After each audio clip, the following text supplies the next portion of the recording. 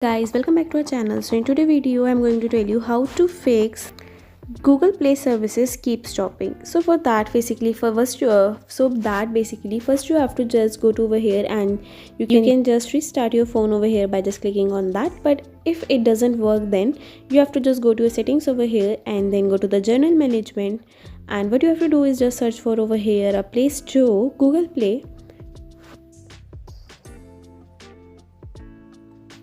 And once you just found it, your Play Store, Google Play Store, you have to go to the storage over here, and what you have to do is just actually clear all the data or cache over here by just clicking on this.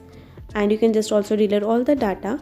But if still not work, what you have to do, you have to just click on three dots over here and you have to just uninstall all the updates, and after that you have to just reset all the app preferences. So in this way you can just fix Google Play if not working. So that's all for this video. I hope this video was a great help to you. If you find this video helpful, please do share with your friends and don't forget to subscribe to our channel. Thanks for watching the video. Have a nice day.